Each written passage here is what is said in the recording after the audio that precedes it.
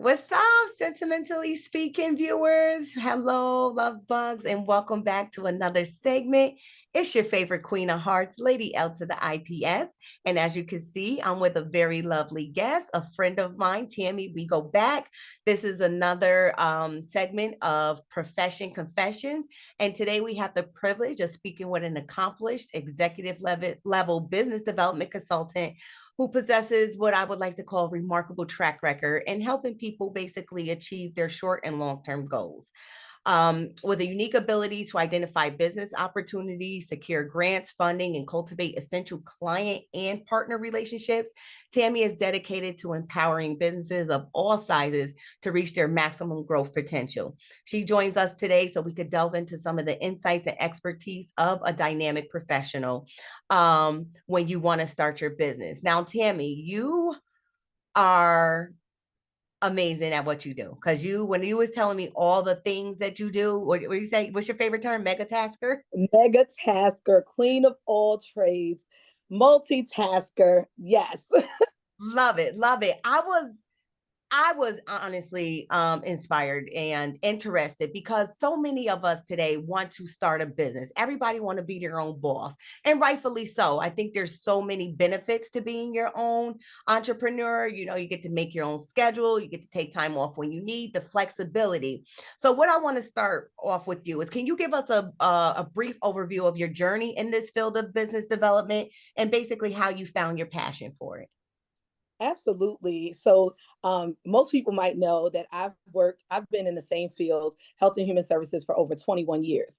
And in that, I actually, in the last 10 years of my career, I was an executive level director. So I was an executive director for multiple organizations, and just growing the business from the inside out, right? And during that path, I had trained to be a certified grant writer as one of my executive level positions. So I was like, okay, this is awesome, right? Let me do this, and it helped me to further my career as an executive director. 2 years ago, like when during COVID and things like that, I decided that I wanted to do this for myself. I was tired of always, being an executive for other people, but never doing it for myself. So I started my own business, and I have multiple business, as we won't get into all of that right now. But what I do as a business development consultant is I help small to large businesses and corporations to get funding and help them experience. I said, you know what? I want to help other businesses to grow. I'm very passionate about helping people. I love helping people, and I just want to make sure that people have the tools to be successful when it comes to growing their business financially and in other areas as well. What is the name of your business? So the G.E.M is, if people don't know that the G.E.M is the Grand Enterprises movement. So the G.E.M is multifaceted. Yes, we are in entertainment, and we also do the podcast, but the G.E.M is an ongoing business development corporation. So we help other businesses to grow. That's why we're called the Grand Enterprises movement, because it's one person inspiring another to just do what they do and to grow how they grow, right? But we all need somebody to help us get there. You know what I mean? So we give each other a leg up, and that's what the G.E.M does.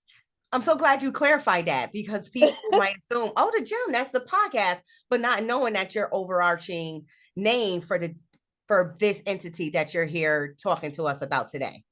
Absolutely. Wonderful. Thanks for clearing that up. Did you have something you wanted to add? No, I was just going to say, yeah. So I want to know from you, right? Mhm. People have these ideas, they want to maximize on them, they want to basically turn them into income.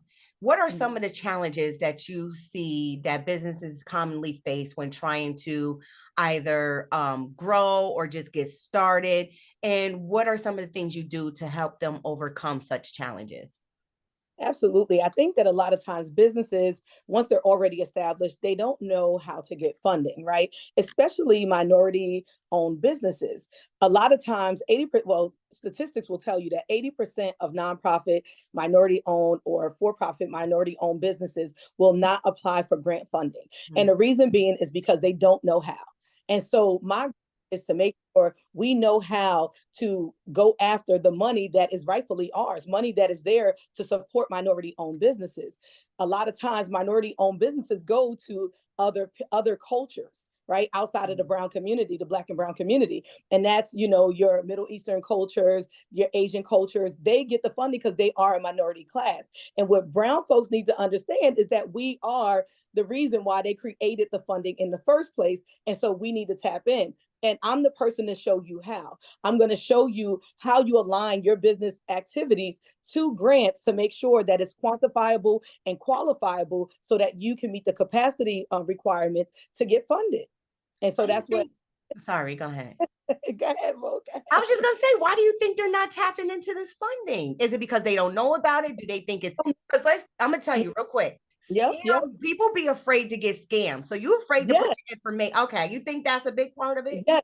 People, I hate to say that about us, but brown folks, we just be thinking everything is suspect. And then a lot of people don't want to make an investment.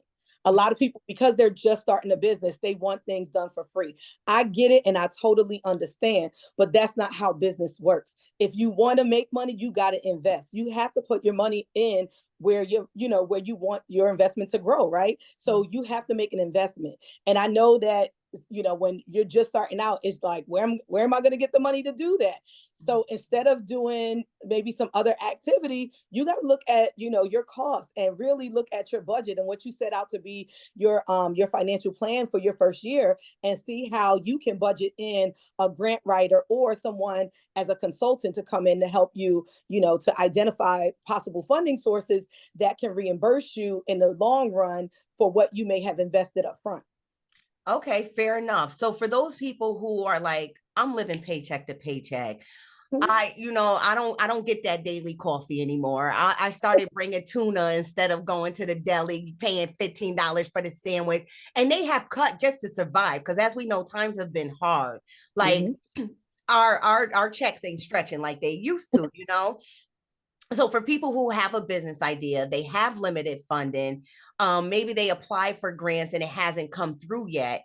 And what are some of the things they can do to work on their business until they secure the resources they need to really help their idea flourish? Absolutely. I always tell people fundraise. Fundraising is so important.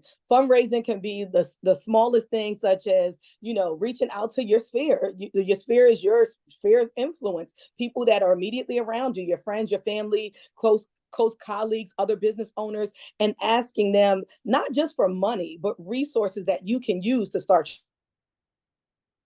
your business. Because a lot of people think that, oh, I need money to start my business. You don't always necessarily need money. I remember when I first started my first nonprofit, it's called Me Now. When I started my nonprofit, one of the first things I said to my mentor Will through Urban League is, I said, hey, I want buildings. I want a big giant building. I want to be able to house homeless transitioning youth in that building. I want to be able to have a rec center. I want to be able to have this, that, and the third, right? So Will said, okay, that sounds good, Tami. Have you done any case management work? And I said, yeah, I've done plenty he said, for your business. And I said, oh, for my business. He said, you need to, instead of envisioning the building, you need to meet with individuals, youth that you want to serve in their homes or community base, and start doing case management with them, and then grow into getting a building. The building is your long-term goal. Your immediate goal is to start serving the community. So serve the community with the resources that you have. You're a resource, right? You know how to do case management. You know how to find resources in your community to help other people, right? So start with that, because one, you're going to pay yourself for whatever money you make off of this, right? Because you're your first employee. And then you can branch off from there. So I started case management work, and lo and behold, got my first client through the foster care system. And that client was also, she was part of foster care, but then the Department of Welfare paid me every month to provide case management services for that one client. Mm. They lived in alternative housing in the community. I went there as their case manager. I helped her to get a job. I helped her to get her child in daycare, helped her to get back in high school, and all of that. And it helped her to transition as a youth. So I was fulfilling my obligation to my organization, Me Now, to help transitioning youth. But then starting to do business where I didn't have the building and stuff, but I was already doing the work. It didn't cost me nothing but time. And that time was worth the investment because later on I started getting rewarded with the financials, right? So it may not always be, what we think, oh, I need money. And then guess what? I have companies that are like, hey, you want to use my building to have transitional youth programs here. I'm not buying the building, but I can leverage it. You know what I mean? And it's a resource for me. So it's not money, but it is a resource that can help me to grow my business. So I want people to not always think about the money aspect of growing their business, but what resources do I need? What partners and collaboratives do I need to grow my business so that we can at least start to get busy doing it and not waiting on the money, right? Yes. So do you think collaboration and partnerships are essential for somebody starting out, or should they, like, what should they really be focusing on? If I say, I want to make car mats or air fresheners, you know what I'm saying? You secure your product for people who are looking for profit instead of maybe like a nonprofit Right. aspect, because most people, they can't wait for that money. It's not Right. nonprofit, slow money, you know what I'm saying? That's that. It might be for show money, but it's slow money. But I feel like services and products are really hot on the market, and if you find your niche, you can really tap into that. So for somebody to say, I have this product, Mhm. what's important to getting it out there? Is it the marketing? Is it the partnerships? Is it, where do they start? They start with how they're going to produce the product. How are they really going to produce that product? What's the cost? You always got to calculate your cost, your man hours, and what does it physically cost to create that product or to start providing that service, right? What are your costs? And then if it makes sense, right? So if I'm making candles, right? Because that's such a popular industry. If I'm making candles, or like you said, car air fresheners, right? If I'm making them because I have the know-how, the ability to make them myself, then I need to look at, where am I putting these candles? You know what I mean? Who am I selling them to? That's where I look at partners and collaboratives, because I don't have the storefront to put these candles out or these car air fresheners out. So I'm going to go to the car wash. I'm going to go to, your favorite boutique where they sell candles or body sprays or whatever. I'm going to go to these places and start to leverage those partnerships, because or you can do it virtually. A lot of people have virtual bookstores, virtual shops like Shopify. So you can use a virtual app, but if you have the money to spend on that, right? I like old school stuff, like, that mom and pop store or that in person. And then Amazon has options for you if you're a small business.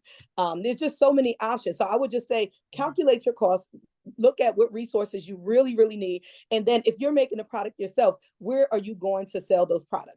Do you have, and I always tell people, do you have the audience?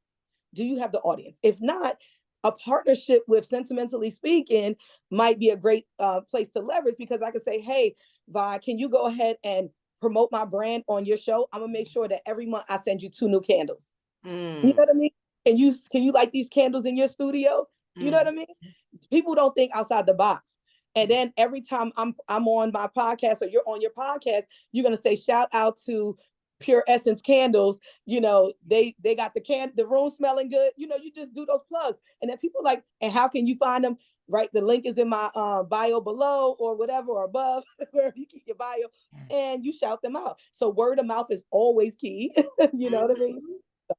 I can go on Shout and out on. to Sensational. I know Yeah, somebody who's looking to sensational. make candles. So funny you use that example, because I brought it up on a podcast I did with my pops, and we talked about being a multi-potentialite, which is people who have these ideas. They dibble and dabble in a lot of little things and may not have honed in on one specific thing. And you talked about those web-based marketplaces. Etsy is a really good one. Amazon, just tapping into those. I like that. It was something you said, and it made me think about small businesses in general. When they are a multi-potentialite or a mega tasker, as you like to say, and they come to you and say, Tammy, I'm all over the place. I want to, sell tinted light bulbs. I want to provide a time management, service to somebody. I'm going to do scented car fresheners or candles or what have you. And they just really don't know how to hone in on that. What are some of the tips you give them, and how do you evaluate to help them assess where they should start or look forward to? Is it based on what's going to yield you the most profit? What's going to be the easiest? How do you go about helping them dig through that? Absolutely. So I look at where they are in the market now and their knowledge in that market. So you may have ideas to do 1,000, you and I talk a ton of ideas to do different things, right? I want to write a book. I'm not there yet, right? I haven't even started writing the pages of that book because I got other business things that I work on. So what I do is the first approach is, do you have the capacity to do that right now, right? It may be something that you have to shelve. It's a great idea. Put it on the shelf for right now. Don't lose that idea. And every now and again, when you have some downtime, go ahead and write some ideas in that notebook, right? And then keep a running log of your ideas so you can always refer back to them, but prioritize what you are able to do right now. So right now, I know that I'm able to focus on the G.E.M. One, I got the studio. Two, I got the business set up, right? I already started putting in the groundwork. So if I said, oh, Viola, I want to go ahead and start some, I want to go ahead and make some candles. You're gonna be like, girl, you got the G.E.M and everything else. That should be the automatic response. Like, focus on the G.E.M, right? Because that's your building block and that's going to open the doors for everything else. So I always tell people to leverage what you're good at and you can do without even thinking twice about, right? Leverage that first and do that thing first. And then once you see growth in that, give yourself at least 6 to 12 months to see it growing and building and becoming what you think it should be. And then you can calculate, okay, this is bringing in this much income, or this has brought in this much traction or whatever, right? Now, let me leverage this traction or this income to then do my candles or my book or whatever the case may be. But I would say if you don't have the capacity to do multiple things at one time, start with one and be the best at that, right?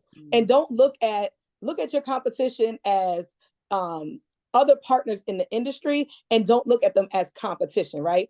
Look at me, you, Tanisha, all of us, we do podcasts, right? Yeah. But the beauty of it is that we all are talking about something different. We all are providing hope to people. We're inspiring them. We're helping people to stay motivated in whatever it is they're doing in their life. So we all offer the same thing, but we're finding a different niche in which we can serve people, in which we can help people, right? Or we could provide some insight or guidance sorts. So when I say that is that I want people to look at, if you're in a candle industry, there's 1,000 people, millions of people making candles, right? Be the best candle maker. You know what I'm saying? Like, make sure that you are the best at what you do before you move on to something else.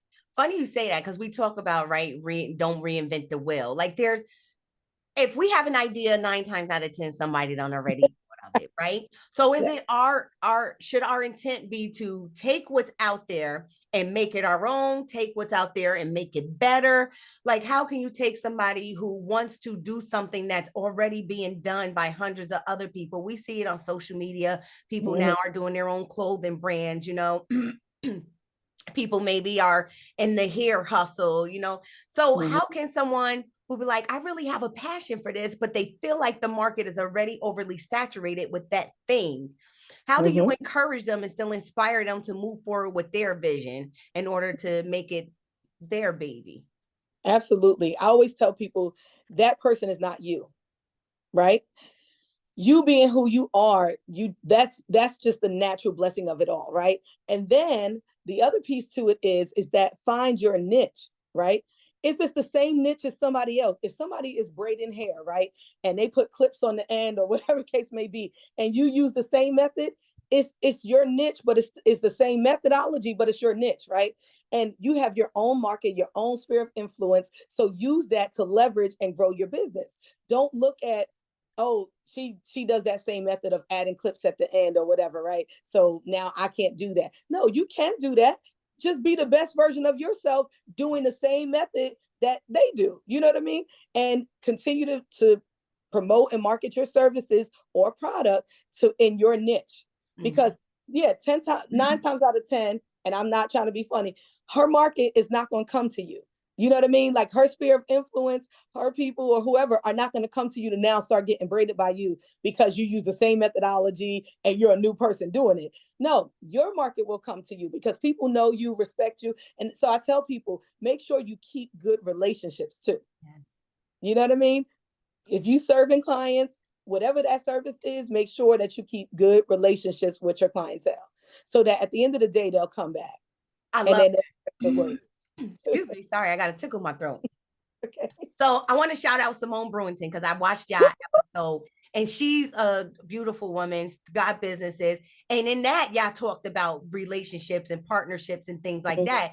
And I think, like you said, people are going to have their market and they're going to have their supporters, and their supporters may not necessarily support you. But when you bridge those gaps and you create partnerships with other people, and you Yeah, like, you know what, you might want your hair braided with my clips today, but I am solid booked. It's school time, it's summertime, vacation time. Like, but I know Tami down the road, she do just as good. She might have availability.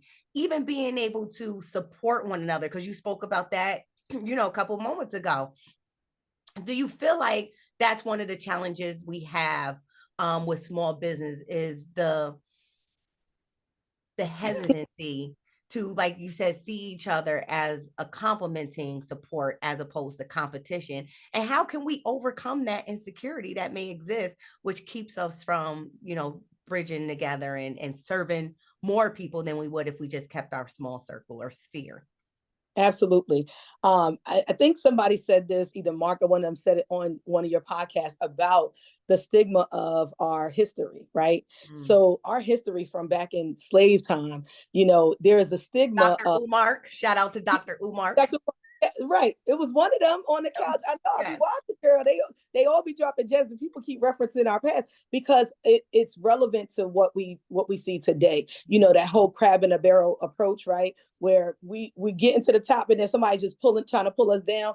Um, we have a tendency in the brown community to, you know, not support one another business wise, right? Or not to look at each other's businesses as valuable because we see so many. We've been going to the Korean nail shop, so I'm not going to support the black sister over here because I've been going to the Korean nail shop, right, or the Asian nail shop, and in all actuality, sometimes it has to do with the reason why we may not support one another.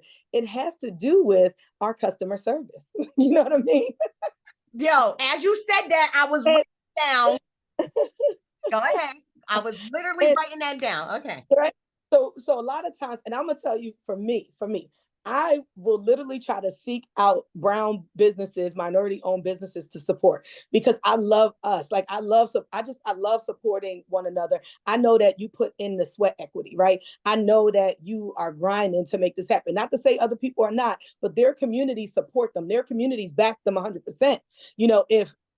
If we were doing this in the Asian community, having a podcast, we'd be blowing up right now because they support and back one another. Not to say everybody does, but the majority. That's why they're very successful. As soon as the shopping plaza comes open, the nail shop is already embedded in that because one nail salon down the road said, "Oh, y'all open the plaza. My cousin and them gonna get up in there." You know what I mean? No, seriously. And I'm so But glad you said customer service, Tami, because exactly. people don't realize that, first of all, I think some of the issues with businesses in certain communities, if you say your business hours are 9 to 5, Mm, when I show up at 9 or 9:05, I expect you to be open. right, And I think right. that lack of consistency in your business practice will turn people off. If you Mm, have a restaurant, if you have a nail salon, don't tell me yeah, that my appointment is at 12 o'clock and I get there at 11:55 and I'm waiting until 1:55 because you were late, so your appointments ran over. That's a no-no, especially for somebody like me who's yeah, punctual. So I yeah. think, do you find that as one of the biggest challenges to businesses not succeeding or thriving like they should? And if they come to you, like, how do you work through that with people? Because I think that has to be in you. It can't be taught to you. Right, right, absolutely. And one of the things I start to ask is, and I start off from the bat, is what other competing priorities do you have?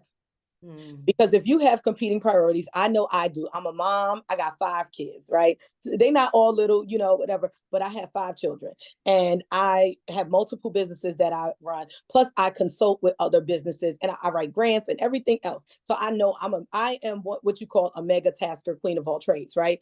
And at times I feel like I may not be giving my all to something because I'm focused on one thing versus the other.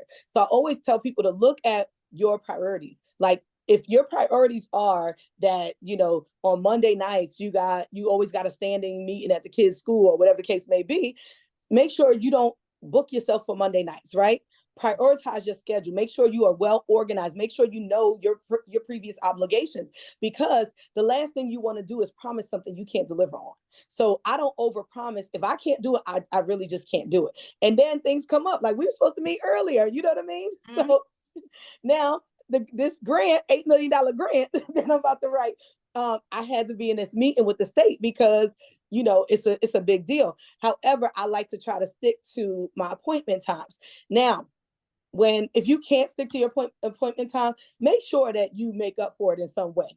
You know what I mean? Communicate. Communication is huge. You Yes, hit me up yes, hours before the meeting, was like, yes, yo, love, can we push this back? Not a yes, problem. yes, yes. And if you couldn't, I would have been like, look, I'm gonna have to do something, figure something out. You know what I mean? Because I believe that it's important to make sure you can deliver. Don't make promises that you can't keep, and then do good business. Like sometimes people do, I don't know, like shady business, and it really does. It causes us to not always be seen in the best light when we are, trying to create something might be similar to somebody else or whatever. And because they didn't do the best type of business, people are skeptical. Or, like you said, there's a lot of clothing lines popping up, and you're not sure the quality. I remember I had a shoe boutique. People are like, I don't know, because I always go to Macy's or I go on Amazon or wherever you shop for your shoes and stuff. And people are just skeptical because they don't know if the quality is going to be good. They don't know if you know what you're doing when you start when Mhm. you started doing this, and you tried it and tested. You know what I mean? I'm serious. So people are skeptical, and so to eliminate their skepticism, I think it's so important that, one, you have excellent customer service, but also that you can show people that you are doing fair and equitable business. You know what I'm saying? Like that you are really, doing your due diligence, you're doing all the background and fact finding, and you can really speak to people's concerns to kind of ease that anxiety or that fear of them stepping out of their comfort. People are just comfortable doing what they've been doing, right? So to try something new, it really does take an extra step, but we got to also help to reduce their anxieties by giving them something they can kind of believe in or stand behind. I just tried this new lip gloss. This is a Black owned brand. I'm using it because I said, let me try it out first. I'm not shouting nobody out yet first. Let me see what it's going to do. Then I'll put the plug, right? So because I believe in supporting us, I'll try it. If it don't work out, let's just say just break me out or whatever the case may be. Be like, y'all, look what happened. I'm not going to tear them down, but I'm not going to promote them either. You know what I'm saying? Yes. Because I just believe that we ain't gonna knock nobody. We just won't use them again. I love that you said that, right? Because even if, let's say you didn't like it for you, maybe it was too Mhm, thick, maybe it was too thin, maybe it wore off too quickly. I think mhm. the beauty in keeping the dollar within our community is, even if we don't like it, don't assume that somebody else don't. Like, I hate this with restaurants, like, oh yeah, I heard the food was trash. Well, have you tried it? Have you gone there to support? Maybe give your feedback, like the eggs were a little runny, or the meat was undercooked, something to that extent. um but just giving feedback. And I have a couple more questions before we end this.